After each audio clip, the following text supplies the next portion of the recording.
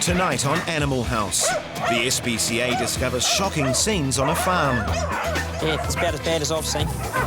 Are you the owner? A horse is left to fend for itself when its owner disappears. And a cat's life is in danger after 3 days of failed rescue attempts. Oh, somebody's trying to cut the branch off.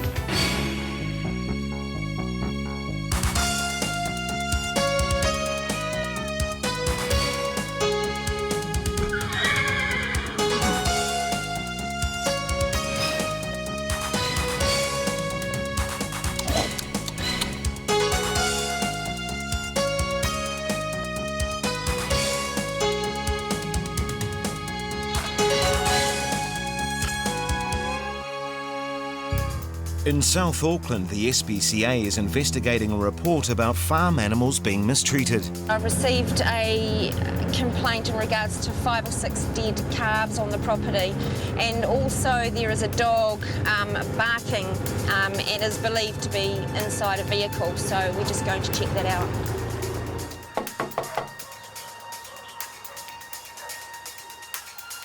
Vicky discovers nobody's home, but a search of the property reveals a macabre scene.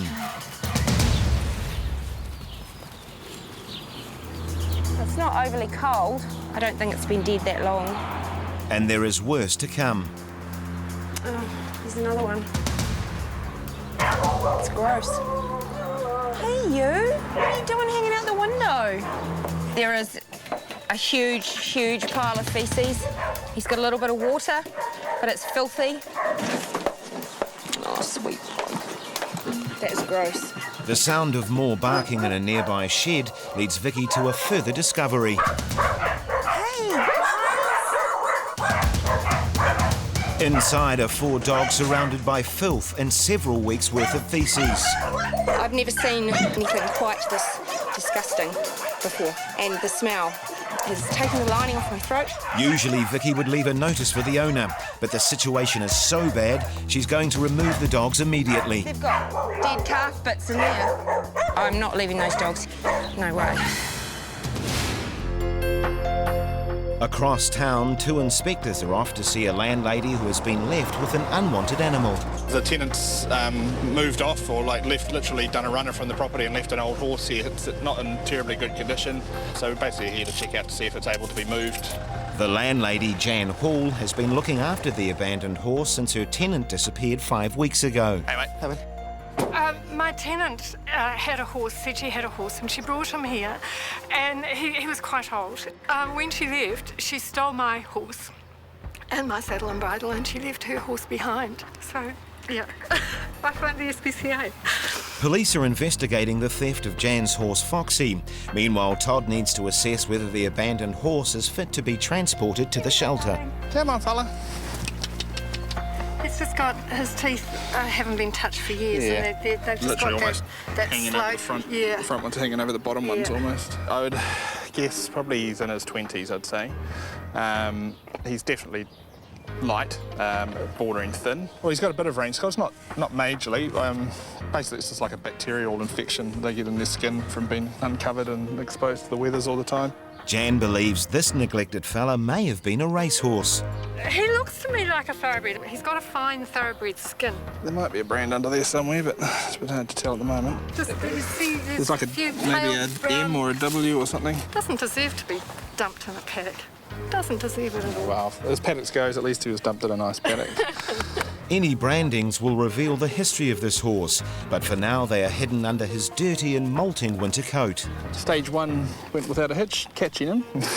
Now stage 2. Stage 2. The inspectors want to take the horse to the shelter, but it's clear he doesn't want to go anywhere. In the city, the SPCA has been called to rescue a pet that's climbed its way into a spot of trouble. Come on, lucky girl, come on. Lucky girl, come on. OK, well, I've been called out. This guy's cat has been, I guess that's the owner, his cat's been stuck up a tree now for 3 days.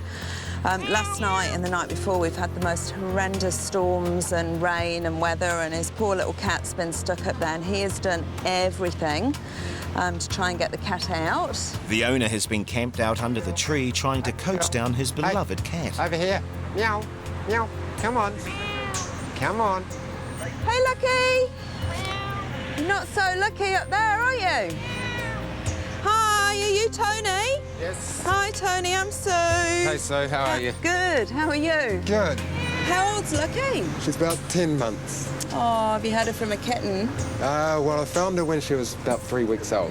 Did you? And she'd been dumped on the side of the road. Oh, so you've got a real rescued her. special bond. Yeah, very special bond. Tony and Lucky live just 200 metres away and are well known in the neighbourhood. Yesterday we had probably about 10, maybe 15 people trying to get her out of the tree. Called the fire brigade around about lunchtime. They said, no, we're not going to risk going up there. I've tried everything from a ladder to scaling the tree. Come on, Lucky girl, come on. There's a shoe up there. Yeah. Did you throw that up there? Yeah. She'll be very, very hungry and tired. As we know, cats sleep a lot, and she won't have had a good sleep up there. Sue decides this job is too dangerous for her and that time is running out for Lucky. It's 3 days now. We need to get her out this morning.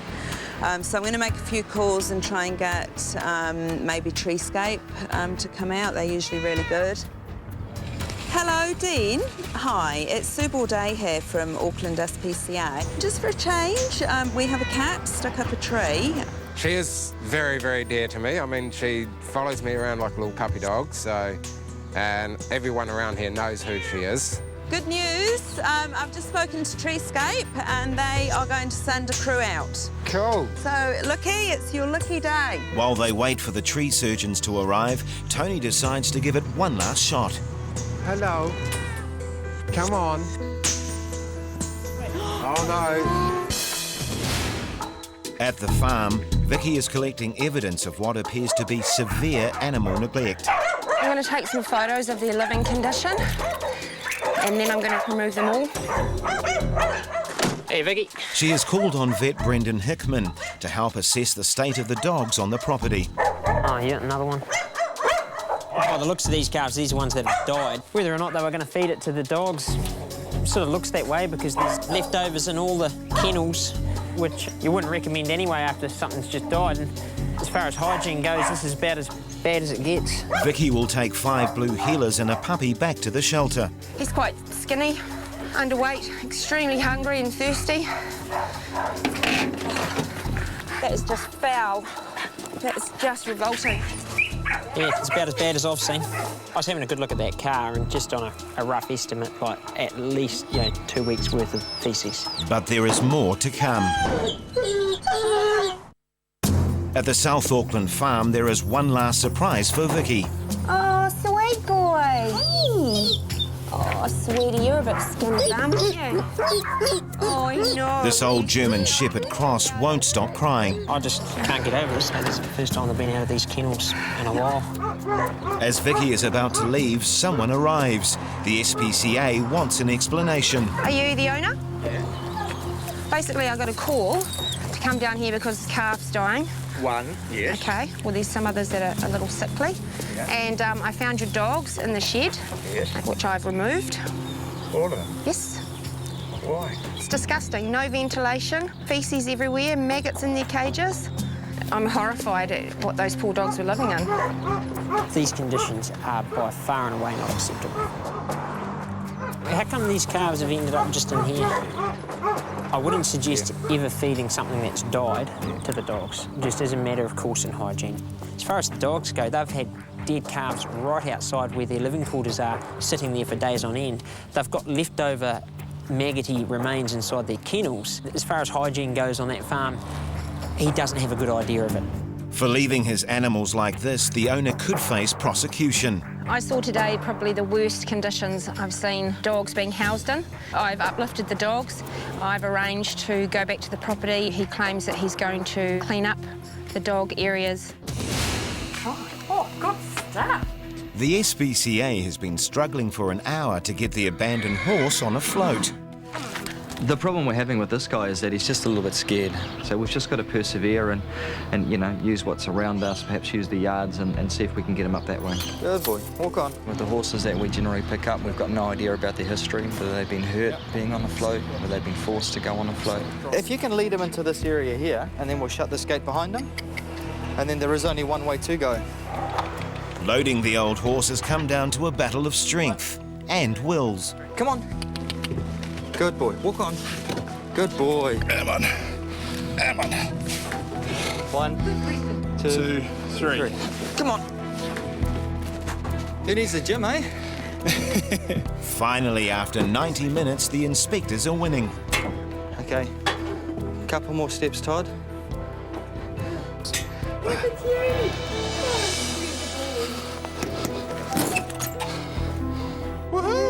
This is just the start of the horse's journey to recovery. Thank you so much. This looks like it might be a happy ending for the dear old boy, so that's just wonderful. While Jan waits for news of her stolen horse Foxy, the abandoned horse left in its place is off to the shelter for some long overdue care and attention. Oh, hello, sweeties. Vicky has arrived at the shelter with the 7 dogs from the South Auckland farm. Each dog gets a vet assessment. Yep. She's a little bit skinny. So I can feel her backbone really easily. For a 1-year-old dog, she should be a little bit heavier than she is. You know, she needs, obviously has been not getting quite the dietary requirements that she should have. I mean, blue heelers, they like a lot of exercise and they like a lot of work. They're bred to chase cows and to work hard, and if they're not getting that sort of exercise, well then they go a little crazy too, so. The old German Shepherd Cross still hasn't stopped crying. Oh, yes. I'm pleased to see you too. These teeth are completely worn down her bottom canines and have snapped off. And her incisors are worn to the gums, so she probably could do with having a dental and having them extracted, because the dental cavity is exposed and that can be a bit uncomfortable. We can feel her backbone and her pelvic bones are quite prominent. Older dogs, you think people would look after them and feed them well, because they've normally been pretty good companions for their whole lives. Let's have a look at her nails too. See, these nails here are actually very long. They're old lady's toes, and she should be running around still. What it does indicate is that these dogs probably haven't been getting the amount of exercise that they need. The vet check confirms Vicky's suspicions that the dogs were really exercised, but there is physically little wrong with them. So she is issuing the owner with an ultimatum to clean up the property. I've instructed the owner to build kennel and runs for these animals with clean water, etc. We're going to go through his feeding program, no more dead calves. I'm going to be a little surprised, to be honest, if he does comply with my instructions. The abandoned horse has arrived at the shelter and is about to receive some long overdue attention from a specialist vet. Todd is keen to see if she can shed any light on the horse's brandings. We don't have much history on this horse at the moment, but his brands are really unclear because he's got such a thick coat. Well, through the brands, we will definitely be able to find out his past ownership history, but also we'll be able to track down if he's had any medical history that we need to know about. Todd believes the horse is about 20 years old. His teeth definitely showing some age there. Once they get past about 6 years old, it gets hard to tell how old they actually are, but his teeth are sort of gone from a rounder shape to a more triangle shape, which means they've been worn right down. This horse is well overdue for some dental care. Enjoy this. What we're going to do is we're going to sedate him, and then I'm going to put a metal gag into his mouth, open it right up, check for any missing teeth and sharp points and things like that. Okay, yep, do that up as tight as you can. Just like at the dentist, you just rinse and spit. Oh, he's got sharp points in there. Those sharp points are on the outside of the uppers, which rub against the cheek and it causes ulcers. Ulcers as well. It's quite painful. Yeah. I don't like the look of those. After a rinse, it's time for some grinding.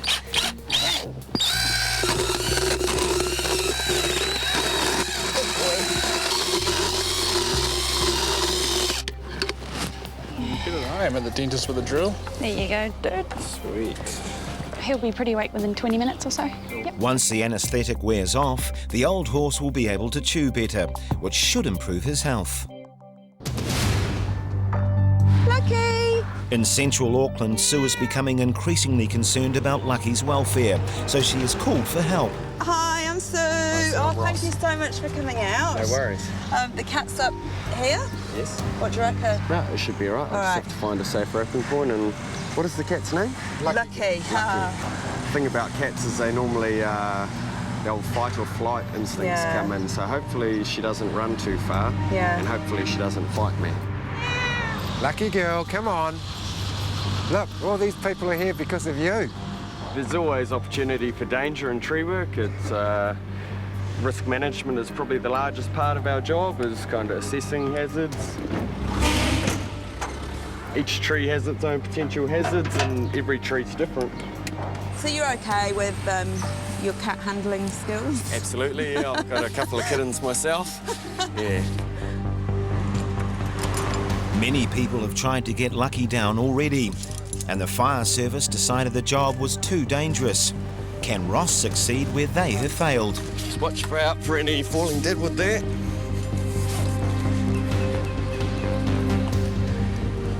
Lucky is tired and frightened. Ross needs to get to her before she retreats further up the tree. But just as he gets close... Somebody's tried to cut the branch off! Oh no.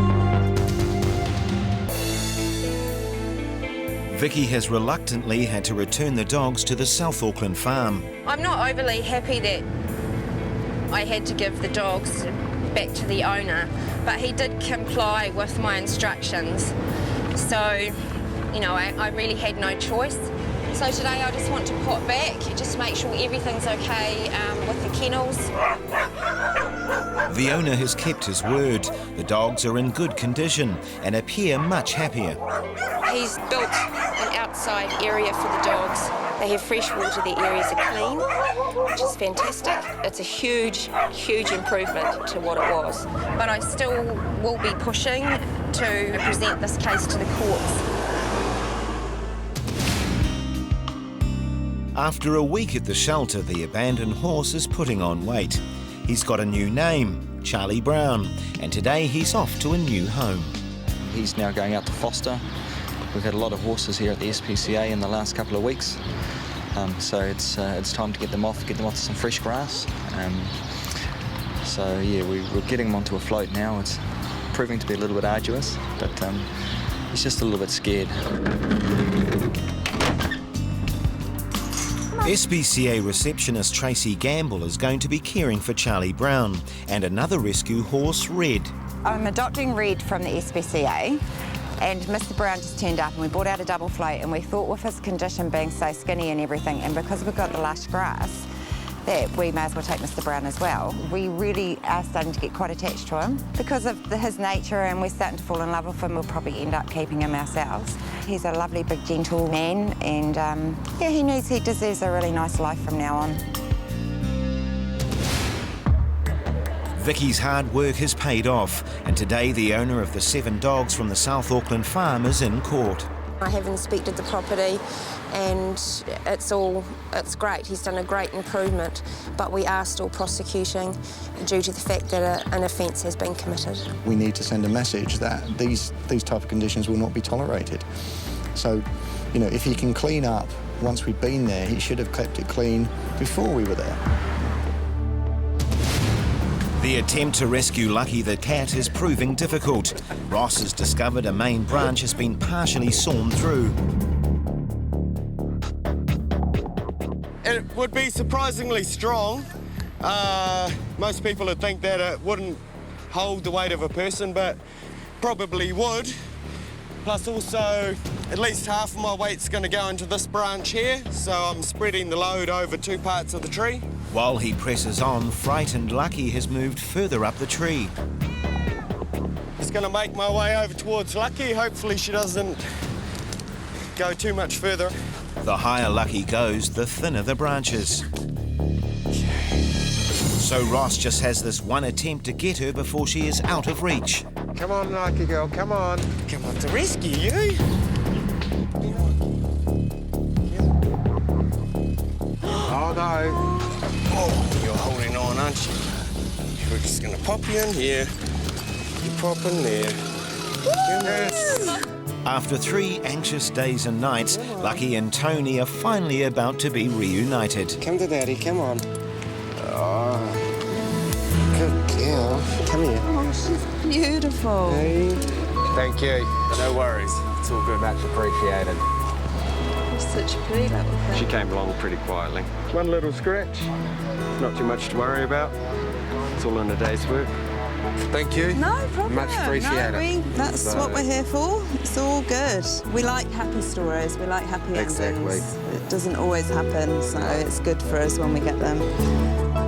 Back at Tony's apartment, Lucky's a little shaken by her ordeal. Maybe this cat's climbing days are over. At the district court, the verdict is in for the owner of the 7 mistreated dogs from the South Auckland farm. A very successful outcome. The gentleman was convicted 5 times on ill treatment to animals and also a $1,200 fine, which is a really good result. I'm hoping that this has been a valuable lesson to the owner of those animals and that we won't have any further problems will come in the future. But he will be monitored. He will, every couple of months we will be rechecking the property. After 3 weeks at his new home, Charlie Brown is almost unrecognisable. Hey, dude. You're looking a bit different. Hey. Well, Charlie's looking amazing. Since he's been out here, he's lost a lot of his thick winter coat, and it's made his brand stand out a lot clearer, and we've managed to decipher his brands. We sent them off to the Thoroughbred Racing Association, and it turns out he's a 23-year-old retired racehorse, retired in 1993. Won a race, had a couple of seconds and a third.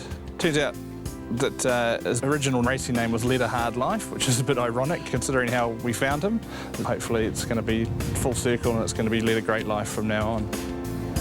And there is more good news. The tenant who also stole Jan's horse Foxy tried to sell him on, but word got around.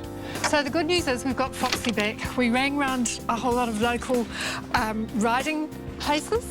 I rang this one particular place and just said to her, have you got a red pony that you've recently acquired called Foxy? And she said yes. And I said, he's mine. I'm just so thrilled to have him back. He's too precious ever to be lent out or let go again, really, bless his heart. He's a dear little horse. He really is.